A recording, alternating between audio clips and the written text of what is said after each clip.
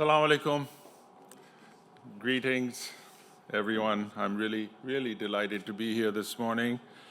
Thank you, Rector Pagarov, and our CASPI hosts, as well as Phil Batty and Times Higher Education, who have brought us together in this wonderful impact forum. I think you'll agree with me that the hospitality, at least for me, began as soon as I landed last night, and then throughout. It has just been wonderful so far, and we look forward to the day today with you. SDG 4, well, it asks us to focus on quality for a better future, a more sustainable future, which is an excellent theme for today's event. We need to think carefully about how quality is reflected in our priorities and how we can rapidly, as mentioned, change challenges into opportunities. This morning, I'd like to explore how small universities are able to make a big difference in quality and sustainability. At Lums, where I have the privilege of working now for a 5th year, our institution was ranked as the 50th best small university in the world by Times Higher Education. And this gives us a lot of hope. We are classified as small because we have about 5,000 students. We also have over 40 mission-driven programs across 5 schools with more than 300 top faculty and over 17,000 alumni around the world. And this does not include over 36,000 alumni from our executive programs. But how can small universities make a big difference? Before giving you concrete examples of high-impact initiatives, I'd like to introduce a paradigm-shifting perspective that is taking our university forward. That perspective puts quality first, it puts learning first, and above all, it puts collaboration before competition. That guiding perspective is also our slogan, and it is summarized in just 3 words, and we call it learning without borders. For us, learning without borders means we cross disciplinary and geographic boundaries to get important work done. It means bridging the gender divide. It means socioeconomic barriers. We need to harness our talent and amplify our efforts. And learning without borders also means a singular focus on innovation that can change lives for a better world. Through learning without borders, we think the key lies in how we can drive and sustain innovation. And in the interest of time, I will explore 3 drivers that are working for us. First, I want to speak briefly about the importance of merit. Second, we see multidisciplinary centers as the next stage of university governance to tackle existential threats facing us, including climate change. And third, a radical approach to diversity that has become a great source of our institutional strength. So this morning, I will speak about merit, about disciplinarity, and about diversity. First, let's take a brief look at merit. At Lums, merit defines student admissions, just as it sets the bar for faculty hiring and career progression. And equally important, merit drives resource allocation, that is, linking high-quality metrics to all aspects of our budgeting process. We encourage each other to think of merit and quality interchangeably in everything we do. And at the national level, we have seen high merit standards produce innovations that have raised the bar of quality for the rest of the country. For example, in 1996, Lums introduced a 4-year bachelor's degree when all other universities in Pakistan were awarding 2-year degrees.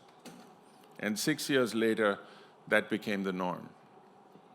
More recently, you might find this interesting, we introduced a course called Lums 100. It is a required course that all students must take. In this Lums 100 course, we've invited 12 of our top award-winning teachers to give TED-style lectures on big questions across disciplines to all incoming students. These master teachers talk about big questions in science and engineering, in business and society, and they deliver insights on issues the humanities, law, and education are confronting, insights that provide a glimpse into the academic disciplines. Teachers also identify challenges facing our communities and invite students to make connections across disciplinary borders. So the idea is to connect the curriculum so that students are better prepared to turn challenges into opportunities. Second, we have deliberately, intentionally tried to elevate a handful of multidisciplinary centers to address the grand challenges facing us. These challenges are amplified in developing countries, but they are nevertheless universal. Our centers have chosen 6 challenges that face Pakistan.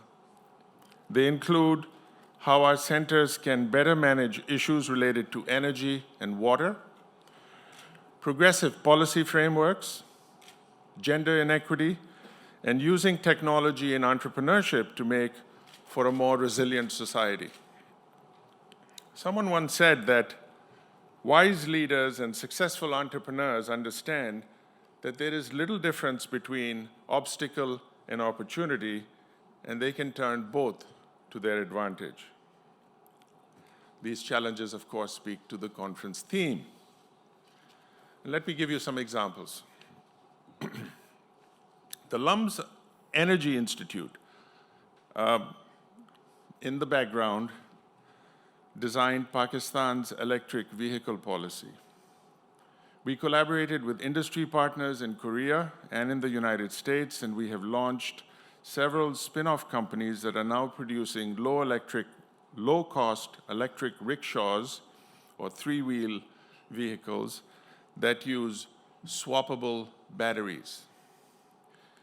Installing swap stations at petrol stations eliminate hours required for conventional battery recharging. Similarly, we are now in the process of developing electric motorcycles that stand to revolutionize the current Pakistani market, which is the 5th largest, by the way, where over 7,500 motorcycles are purchased every day. In the power sector, recommendations from the Energy Institute have the federal government saving $1 billion each year for each of the next 10 years.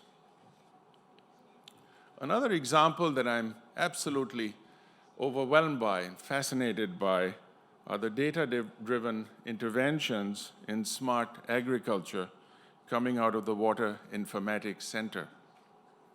Here we have a team of bioengineers, economists, computer scientists, hydrologists, and they approached me actually a number of years ago and said, you know, behind the cricket field on our campus, there's a plot of land that you're using right now to grow plants for the university campus. We have a 100-acre campus.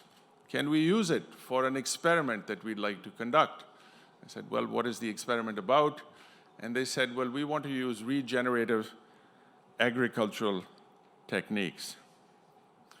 The experiment was aimed to benefit small farmers in developing countries by cultivating wheat and rice without tilling.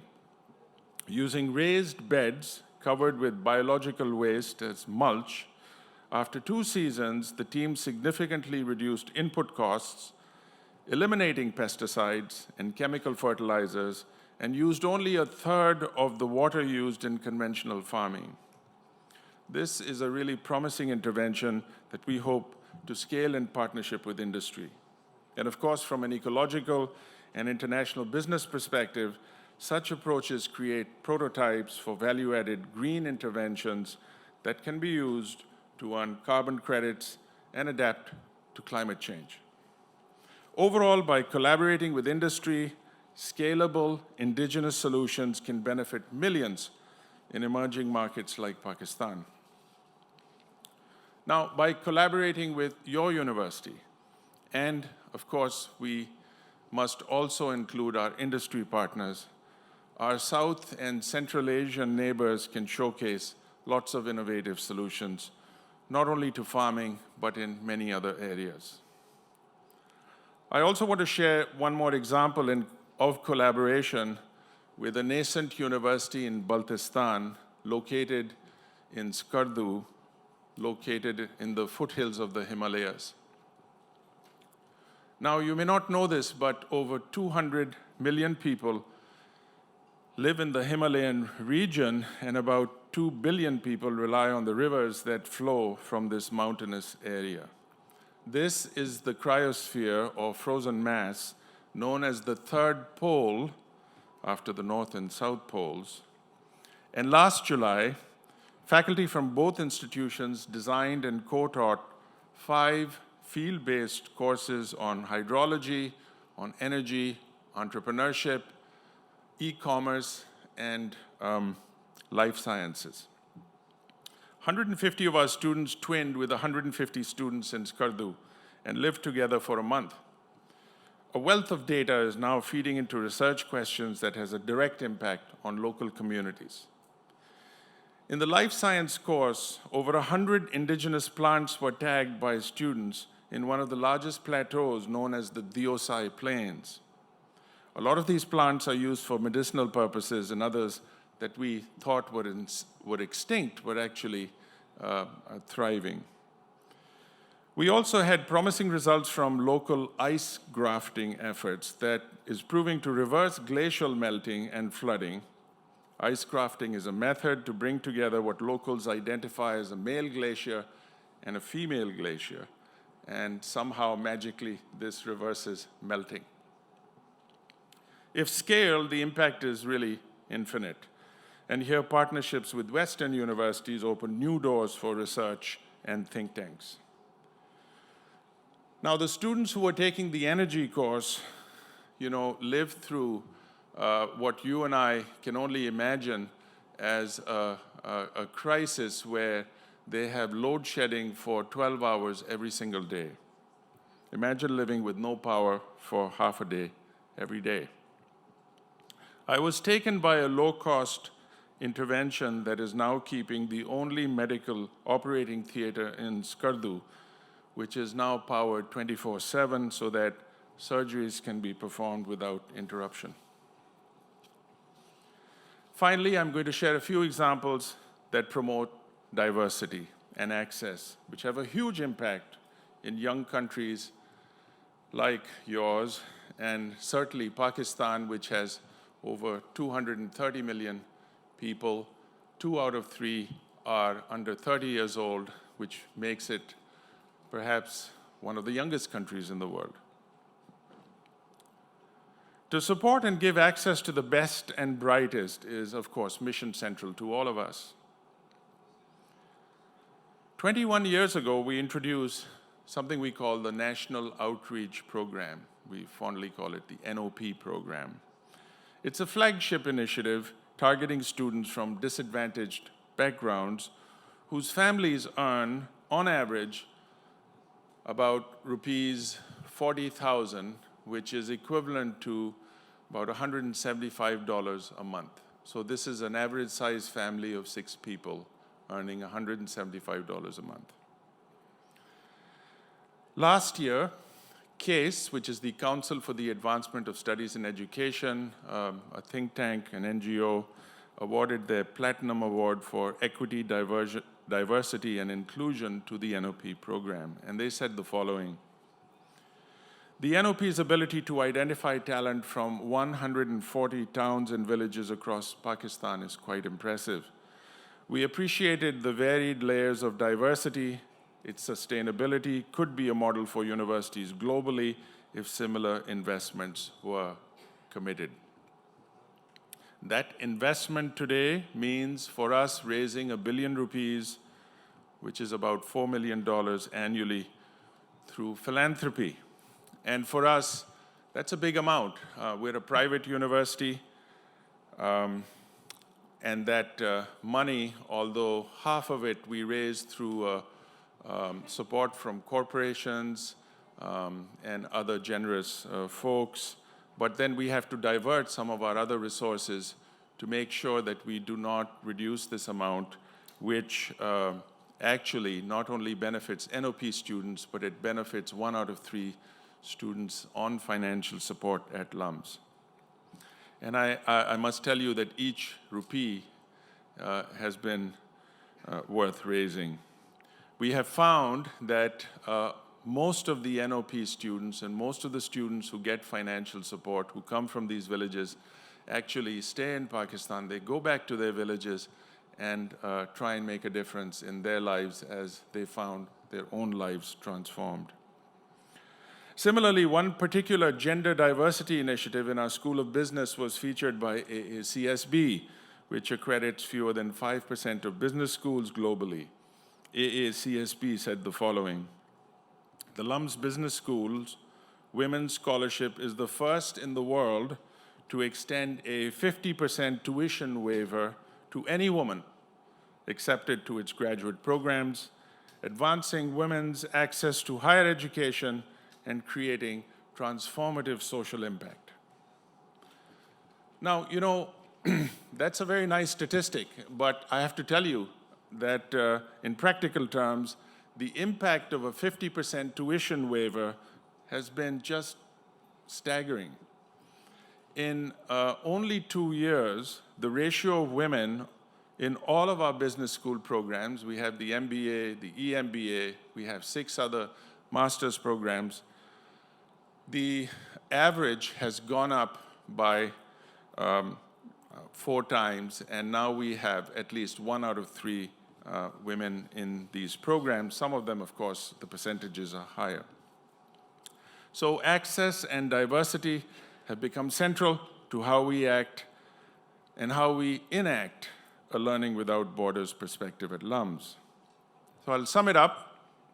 Small universities like Lums are likely to have a very different trajectory of growth than larger institutions. We hope that Learning Without Borders resonates with your own philosophy, that puts merit first, that aims to integrate the disciplines and focuses on diversity and access. And this is one of the many ways we can demonstrate how leadership and innovation can serve as a model for collaboration. So if you allow me, I'll end with my favorite quote. It's from the author and futurist H.G. Wells, who in 1920 said, quote, "Human history becomes more and more a race between education and catastrophe. Yet clumsily or smoothly, the world, it seems, progresses." Unquote. Ladies and gentlemen, I strongly believe, and I'm sure you do as well, that we are destined to win that race. Thank you. Thank you very much.